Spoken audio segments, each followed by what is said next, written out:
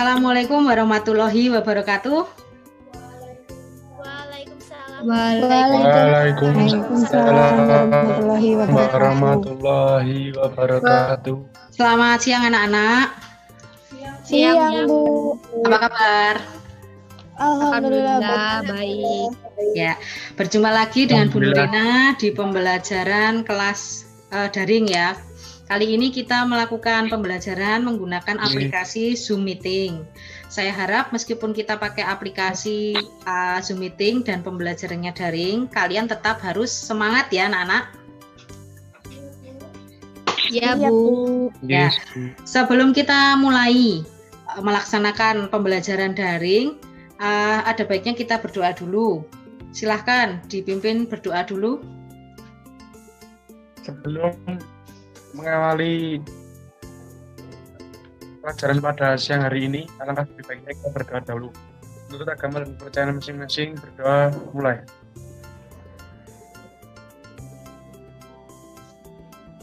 Berdoa selesai. Ya, terima kasih Mas Denny. Selanjutnya, Bu Nurina akan mengecek kehadiran kalian. Dari jumlah partisipan yang ada, ini semua saya cek sudah hadir semua ya anak-anak. Nah, untuk perlu Bu Nurina ingatkan, jangan lupa kalian isi lembar absen di Google Classroom kalian, oke? Siap, Bu. Oke, jadi baiklah, kita lanjutkan ke pembelajaran klasikal kita hari ini, yaitu tentang motivasi belajar dalam pembelajaran daring. Nah, apa saja sih tujuan kita melaksanakan pembelajaran daring? Nah, akan saya share screen.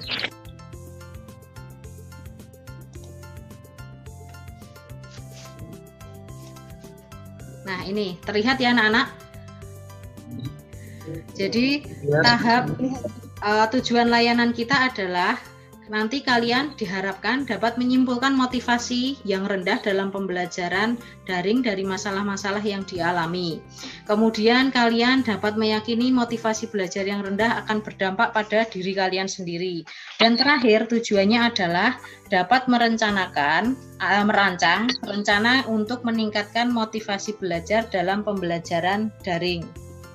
Seperti itu. Ya. Dalam pembelajaran ini, langkah kegiatan yang akan kita lakukan yaitu nanti Bu Nurina akan memberikan PowerPoint tentang motivasi belajar.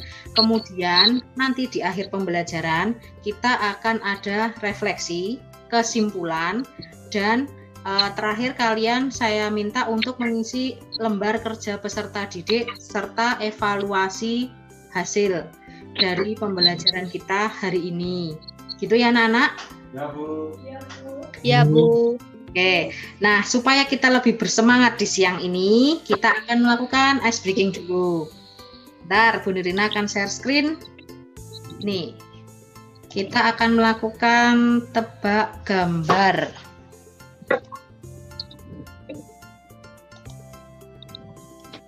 Sudah terlihat anak-anak? Sudah, Bu. Oke, kalau sudah terlihat, Sudah, Bu. kita akan bermain tebak gambar. Nanti kalian diminta untuk menebak apa sih dari gambar yang saya sajikan berikut ini, gitu ya. Oke, gambar pertama. Ayo apa?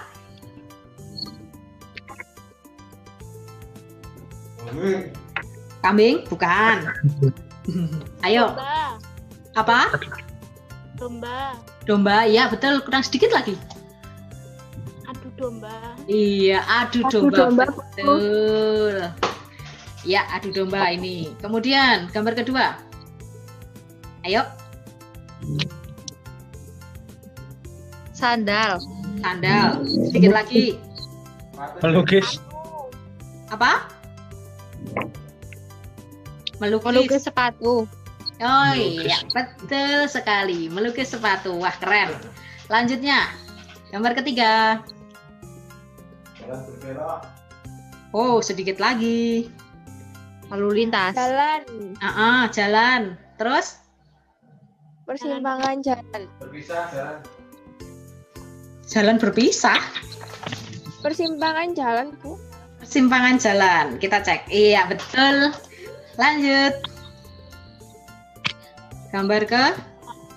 Hamburger. Ya, jambeker. Terus? Pesawat.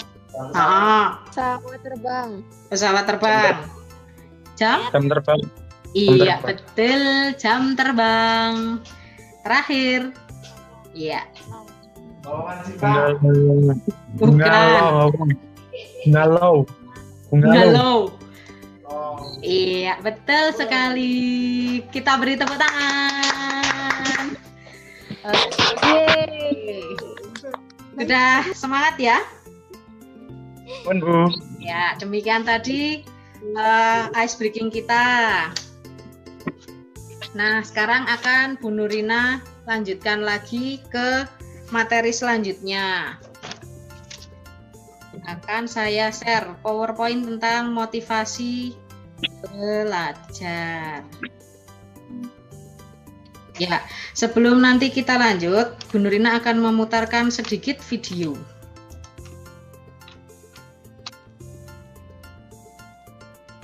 Oke, terlihat nggak anak-anak? Lihat, Bu. Terlihat Ya, silakan dilihat Kalau video ngomongin berikut. tentang semangat belajar, sebenarnya kalau dalam bahasa psikologi kita tuh lagi ngomongin tentang konsep motivasi. Jadi di video ini gue bakal ngebahas tentang gimana sih caranya biar lo bisa semangat atau termotivasi untuk belajar.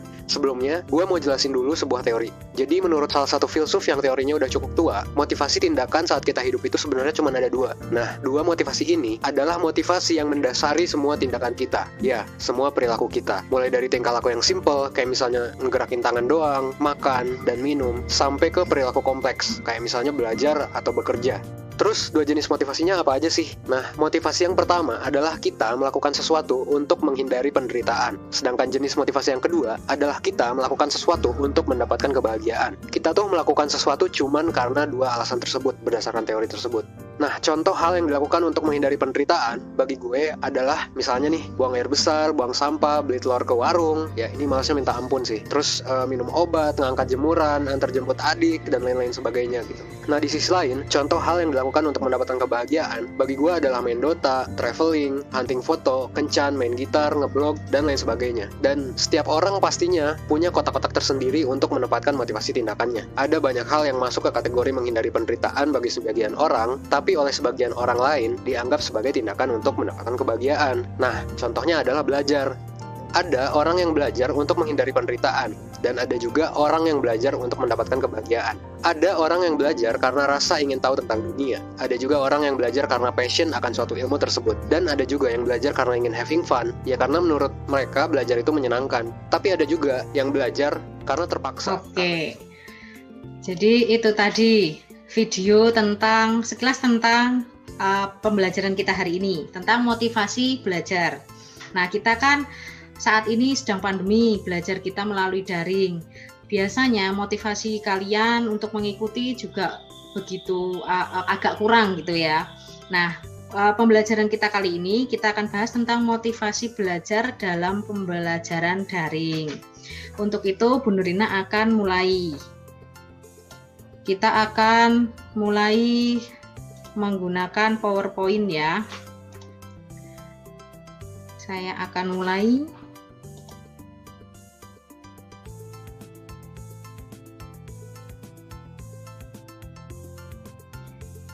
Nah, ini.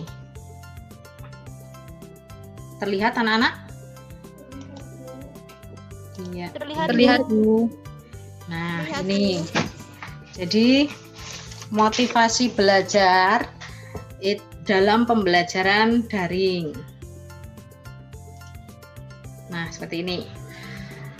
Apa sih sebenarnya? Nah, ini, motivasi belajar. Apakah penting? Penting nggak anak-anak? Penting. Penting, Bu. Penting, Bu. Penting, betul. Nah, apa pentingnya kita punya motivasi? Kita akan bahas berikut. Nah, ini. Motivasi berasal dari bahasa Latin, yaitu kata movere, yang memiliki arti dorongan di dalam diri seseorang untuk dapat bertindak sehingga dapat mencapai tujuan tersebut. Kemudian motivasi adalah hasrat, dorongan, dan kebutuhan seseorang untuk dapat melakukan aktivitas tertentu. Jadi dapat disimpulkan motivasi itu adalah kekuatan yang mendorong tindakan menuju suatu tujuan. Itu tadi arti dari motivasi. Kita lanjut ke motivasi belajar. Apa sih motivasi belajar itu? Nah, motivasi belajar itu adalah dorongan untuk melakukan aktivitas belajar sehingga menimbulkan ketertarikan untuk belajar secara terus-menerus. Itu ya, jadi itu motivasi belajar. Ada yang ditanyakan sampai sini?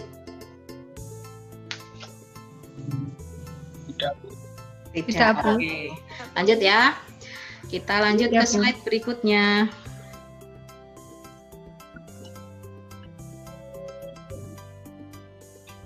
Ya, ini ya.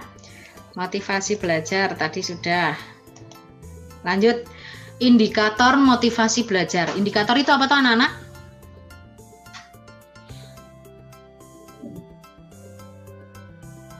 Apa? Ciri-ciri atau? Tanda-tanda. Nah, tanda-tanda.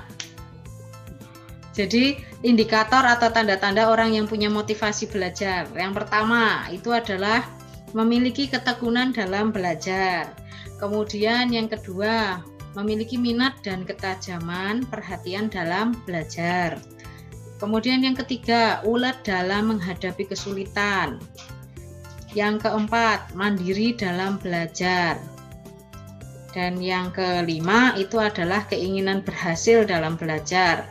Terakhir, reward atau pujian atau penghargaan. Jadi itu adalah ciri-ciri atau indikatornya. Kita lanjut ke materi berikutnya. Nah ini, kalian bisa lihat, di sini ada jenis-jenis motivasi belajar. Motivasi belajar itu dibedakan menjadi dua, yaitu motivasi intrinsik dan motivasi ekstrinsik. Nah, apa itu motivasi intrinsik? Motivasi intrinsik adalah motivasi yang berasal dari dalam diri pribadi. Nah, itu meliputi faktor-faktornya adalah keinginan diri, kepuasan, kebiasaan baik, dan kesadaran. Nah, kemudian untuk motivasi ekstrinsik itu faktornya ada pujian, nasihat, semangat, hadiah, dan hukuman. Nah, motivasi ini yang paling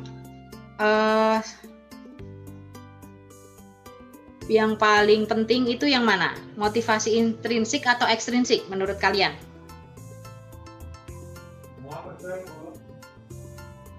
Gimana? Semua penting? Ya, Gimana Mas Doni? Penting. Semua penting. Oh, semua penting ya. Jadi semua memang penting, tapi pada dasarnya untuk memperoleh motivasi dalam diri kita, itu yang paling penting itu adalah motivasi intrinsik. Jadi motivasi yang berasal dari diri kita sendiri. Jadi segala sesuatu yang dilakukan oleh diri kita sendiri pasti akan membuahkan hasil yang lebih baik apabila dorongan atau motivasi tersebut berasal dari luar atau ekstrinsik. Contohnya, kalau kalian belajar dengan keinginan sendiri, kalau dibanding dengan belajar disuruh oleh orang tua, enak yang mana? Nah, belajar sendiri deh. Jadi yang dimaksud motivasi intrinsik itu adalah kita punya keinginan atau punya motivasi tanpa ada suruhan atau dukungan dari orang lain gitu. Sampai di sini paham ya anak-anak? Paham, Bu. Paham, Bu. Oke, paham. Lanjut kita ke selanjutnya ke fungsi motivasi belajar. Nah, apa sih sebenarnya fungsinya kita punya motivasi itu dalam belajar? Yang pertama, motif itu mendorong manusia untuk berbuat atau bertindak. Nah, itu maksudnya adalah motif itu berfungsi sebagai penggerak atau sebagai motor yang memberikan energi atau kekuatan kepada seseorang untuk melakukan suatu tugas. Yang kedua, motif itu menentukan arah perbuatan, yakni ke arah perwujudan suatu tujuan atau cita-cita. Jadi kalau kita punya cita-cita, kita harus punya motivasi yang kuat. Itu yang dimaksud yang poin kedua. Kemudian yang poin ketiga, motif menyeleksi perbuatan kita. Artinya perbuatan-perbuatan mana yang harus dilakukan, yang serasi, yang untuk mencapai tujuan atau cita-cita kita, itu perbuatan yang tidak bermanfaat kita hilangkan, kita kesampingkan, seperti itu. Nah, ini bisa dipahami? Bisa, Bu. Oke. Bisa, Bu. Ya. Masih semangat ya? Masih, Bu. Iya, sip. Lanjut, kita ke selanjutnya adalah faktor yang mempengaruhi motivasi belajar. Jadi kalau kita belajar itu ada faktor-faktor yang mempengaruhi. Apa saja sih faktornya? Nah, yang pertama sama ada faktor internal, itu yang berasal dari dalam diri kita. Nah, contohnya atau faktor internal itu apa saja? Yang pertama tadi kita sebutkan cita-cita dan aspirasi. Kemudian yang kedua kemampuan peserta didik. Kemudian yang ketiga adalah kondisi peserta didik kita. Kemudian yang keempat keadaan psikologis peserta didik. Nah, keadaan psikologis atau keadaan kejiwaan ya, kalau yang bahasa psikologinya itu mental itu ada bakat, intelijensi. Intelijensi tahu ya? Apa intelijensi? Apa? Kepandaian. Yang lain? Oh ya, daya pikir atau kecerdasan. Nah, itu yang dimaksud dengan intelijensi. Kemudian keadaan psikologis yang ketiga itu adalah sikap. Kemudian yang keempat adalah persepsi. Tahu ya persepsi itu apa? Tahu nggak? Lupa, Bu. Oh, lupa. Belum tahu. Paham. Tapi kalian pernah atau bilang persepsi gitu? Nah, Pernah. Jadi persepsi itu adalah kemampuan kita untuk memahami sesuatu. Jadi sudut pandang kita itu dinamakan persepsi.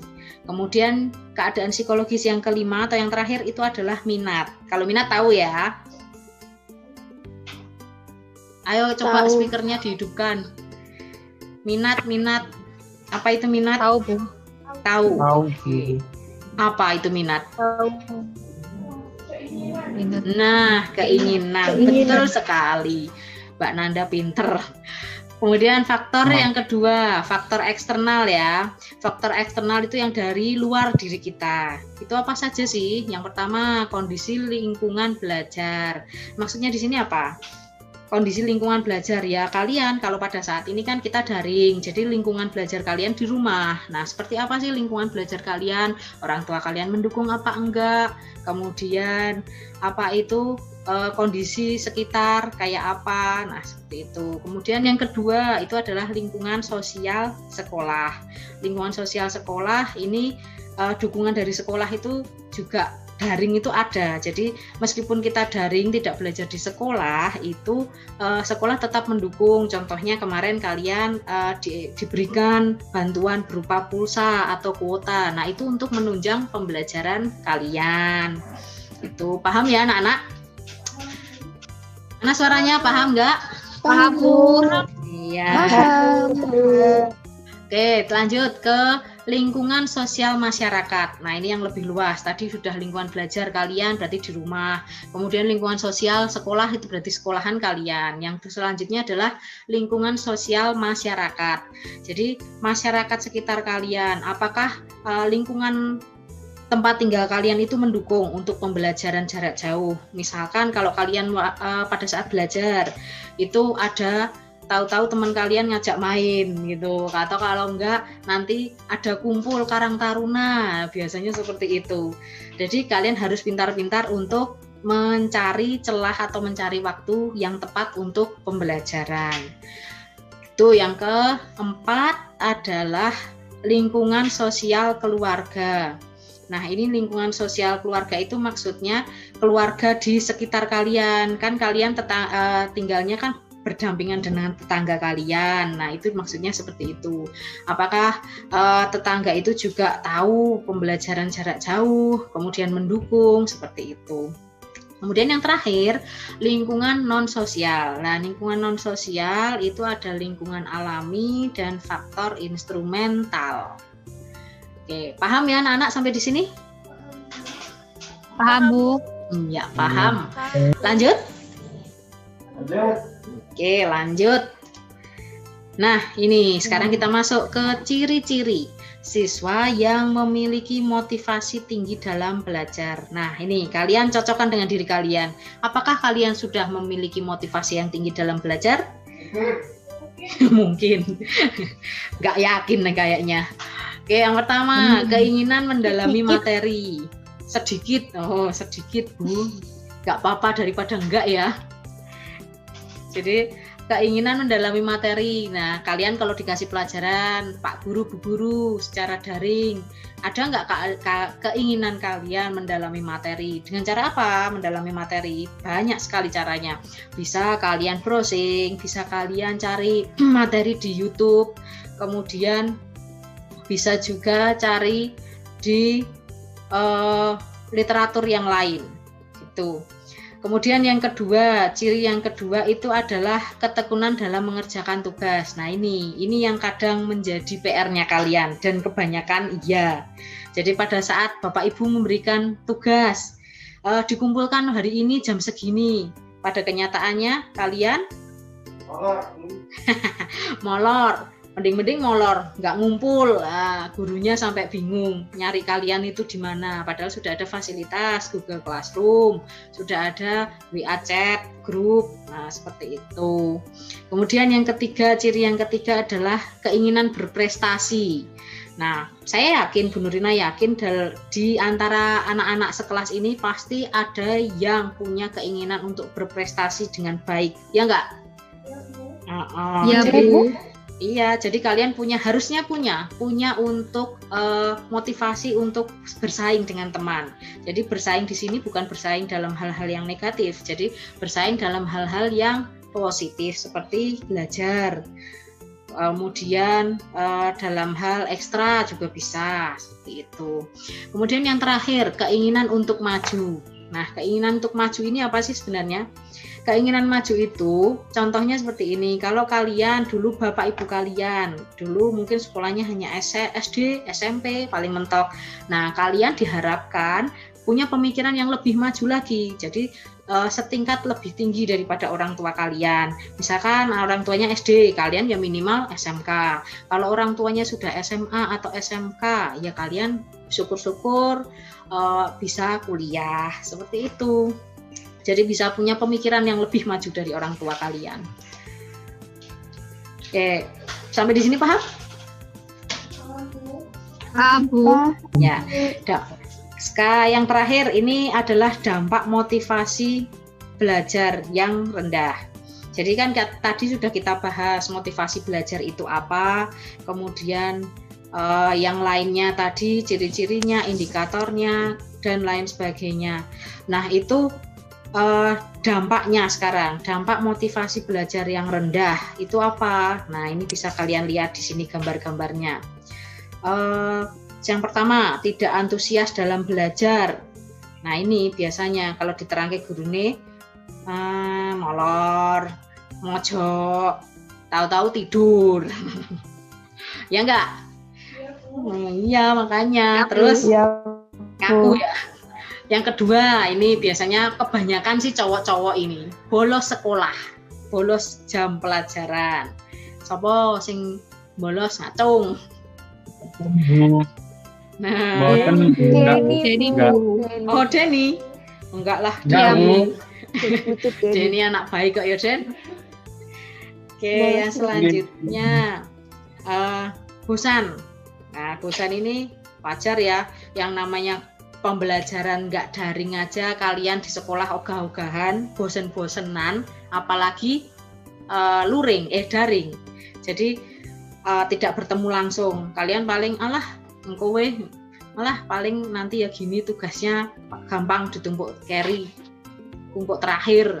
Padahal semuanya pikirannya kayak gitu. Jadi akhirnya nggak ada yang numpuk deh satu kelas. Itu ya.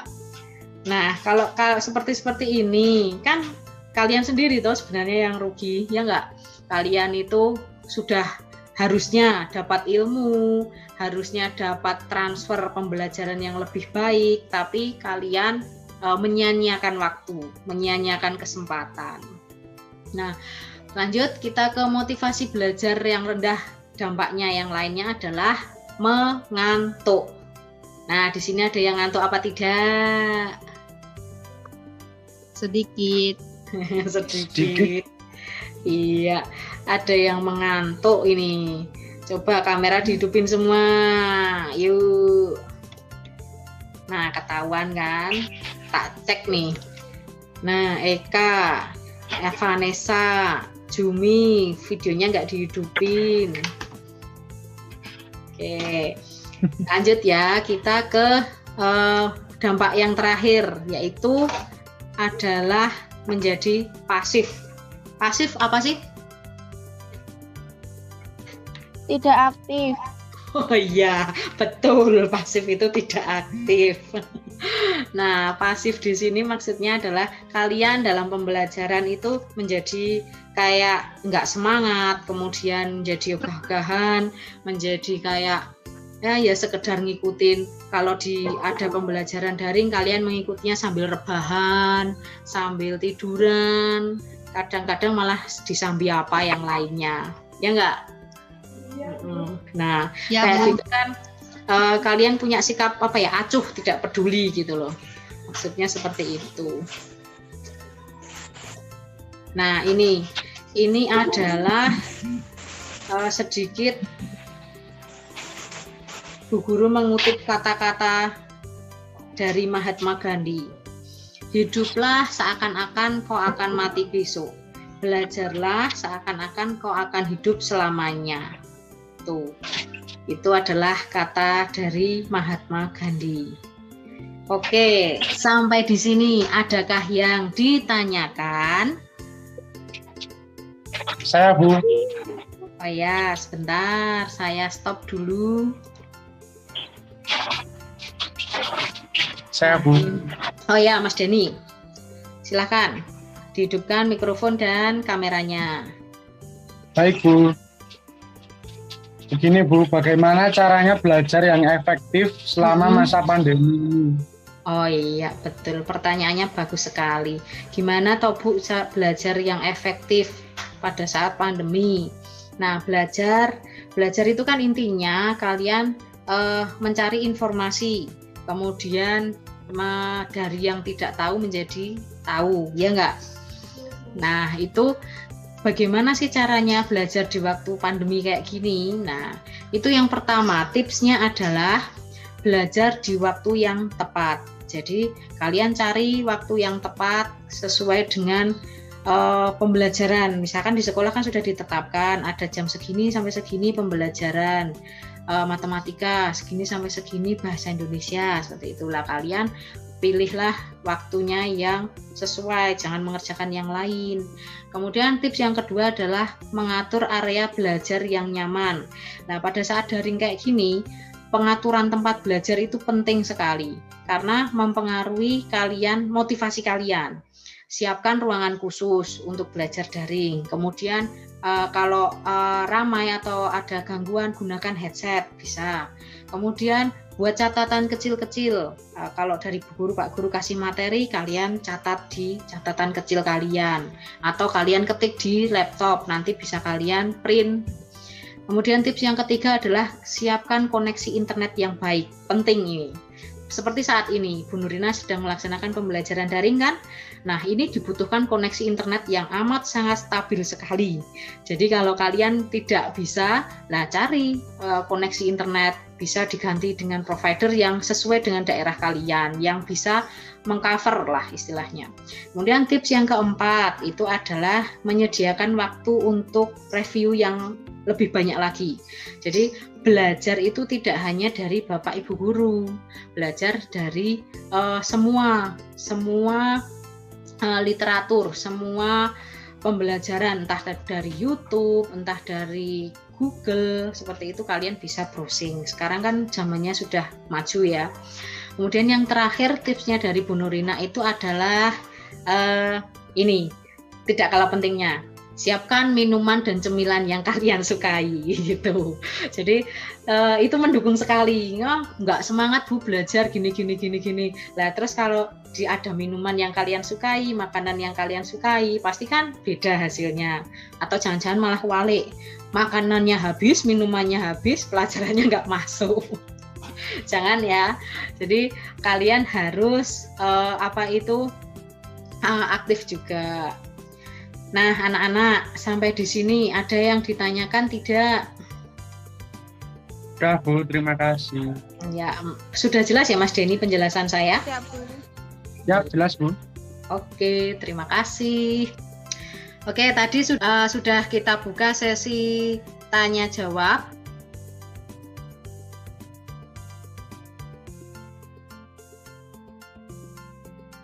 Sekarang adakah dari materi yang Ibu paparkan, adakah yang bisa memberikan kesimpulan? Saya, Bu. Oh iya, Mbak Flamboyan, silakan. Dari materi motivasi dalam belajar, saya jadi paham, Bu, bahwa untuk semangat belajar, saya harus punya motivasi yang kuat. Khususnya motivasi dalam diri saya sendiri, Bu. Keinginan dan usaha belajar atas dasar inisiatif sendiri akan memberi hasil yang maksimal karena tidak merasa terpaksa dalam belajar. Oke, ya bagus sekali jawabannya. Kemudian selanjutnya adakah yang ingin mengungkapkan perasaannya? Saya, Bu. Ya, Mbak Vanessa. Saya merasa senang karena mendapat pemahaman baru tentang motivasi belajar, Bu. Apalagi dalam masa pembelajaran jarak jauh ini. Terkadang saya malas untuk belajar karena banyak hal saya itu kalau belajar pas mau ujian. Tapi dengan adanya penjelasan dari Bu Nurina, sekarang saya paham masalah yang saya alami karena kan motivasi saya yang kurang baik, Bu. Oke, baguslah kalau begitu. Semoga setelah ini kamu makin semangat belajar ya, Mbak Vanessa. Jadi tumbuhkan motivasi belajarmu. Belajar bukan untuk ujian, tapi ujian untuk belajar, gitu ya. Lalu sekarang Bu Nurina ingin tanya, pengalaman apa yang kalian dapatkan dari pembelajaran ini? Saya, Bu. Oh iya, Mbak Modista, silahkan. Gini, Bu, pengalaman yang saya dapatkan yaitu saya dapat mengetahui ciri-ciri siswa yang memiliki motivasi tinggi dalam belajar, dampak dari motivasi belajar yang rendah, serta saya mampu merancang rencana untuk meningkatkan motivasi belajar dalam PJJ. Oke, baik, terima kasih. Bagus sekali jawabannya, Mbak Modista. Terima kasih atas pemaparannya. Ya, Bu. Oke, dari pemaparan yang sudah Bu Nurina berikan, kalian sudah mampu menyimpulkan. Berarti kalian sudah cukup memahami ya, anak-anak? Ya, Bu. Sudah, Bu. Oke. Ya, Bu. Oke ya, berarti kita sekarang sudah sampai di akhir pembelajaran. Untuk itu, Bu Nurina akan membagikan link Google Form tentang lembar kerja peserta didik serta angket evaluasi hasil pembelajaran. Nah, nanti itu akan Ibu berikan di Google Classroom kalian dalam bentuk link. Ini linknya. Sudah terlihat anak-anak? Sudah, Bu. Oke. Sudah, Bu. Ya, itu nanti akan saya kirimkan ke Google Classroom kalian. Kalian isi linknya, kemudian nanti akan kita tindak lanjuti di pembelajaran berikutnya berupa rencana tindak lanjutnya ya. Ya, Bu. Iya. Saya rasa pembelajaran kita hari ini sudah cukup.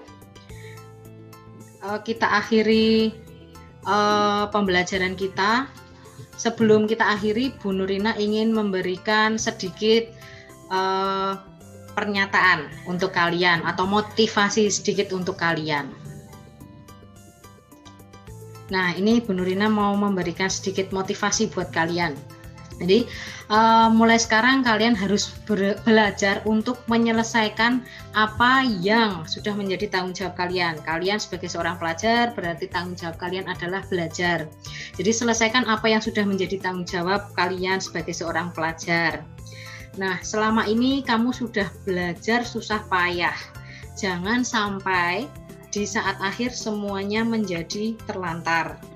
Kemudian lebih baik menderita sedikit untuk persiapan ujian daripada nanti menderita untuk selamanya. Saya yakin kalian bisa, saya yakin kalian mampu, karena semua itu tergantung kemauan atau motivasi kalian. Jadi, yuk mulai dari sekarang, kurangi mainnya, ambil buku pelajarannya, kurangi dululah update-update status dan bulatkan tekad untuk terus fokus. Kurangi keluyuran dan pacaran, selesaikan dengan ketekunan. Keren itu bukan anak muda yang banyak gaya, tapi anak muda yang punya karya. Yang keren itu bukan anak muda yang buat sensasi, tapi anak muda yang berprestasi. Seperti itu ya. Kita akhiri pembelajaran kita hari ini. Terima kasih atas partisipasi kalian semua.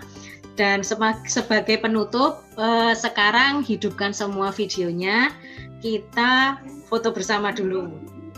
Kita foto biasa dulu. 1, 2, 3. Ya, sekarang gaya bebas.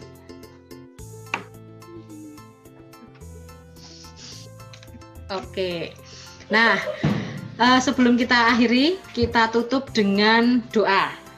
Silahkan, Mas Denny. Iya, Bu.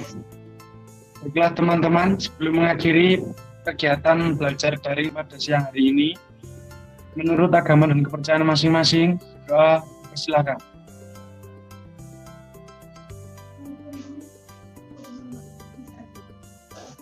Selesai. Ya, terima kasih Mas Denny. Bu Nurina akhiri sekian pembelajaran kita. Assalamualaikum warahmatullahi wabarakatuh. Waalaikumsalam warahmatullahi wabarakatuh. Sampai jumpa. Dadah, Bu.